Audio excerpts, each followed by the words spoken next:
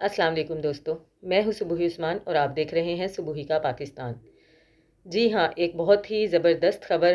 سامنے آئی ہے جس میں یہ بتایا جا رہا ہے کہ شاہ رخ خان صاحب گزشتہ رات کو عمران خان سے ملنے کے لیے، عمران خان کی عیادت کرنے کے لیے شوکت خانم ہسپتال پہنچے ہیں۔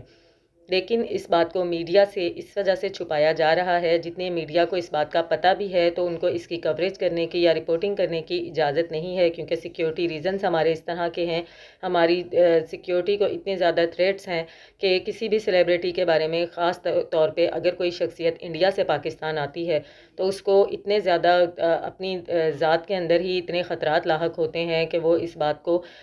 جو ہے عوام تک پہنچانا مناسب نہیں سمجھتے ہیں۔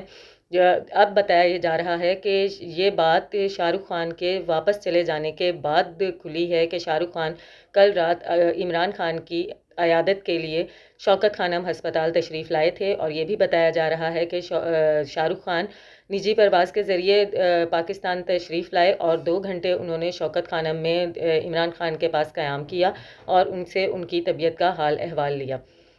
اب یہ کہا جا رہا ہے کہ شاہ رخ خان واپس جا چکے ہیں۔ اب پتہ نہیں اس خبر میں کتنی صداقت ہے کتنی نہیں، لیکن فی الحال یہی بتایا جا رہا ہے کہ شاہ رخ خان آئے تھے اور عمران خان سے عیادت بھی کی تھی اور عمران خان کے پاس 2 گھنٹے قیام بھی کیا تھا۔ ملتی ہوں آپ سے اپنی اگلی ویڈیو میں، تب تک کے لیے اللہ حافظ۔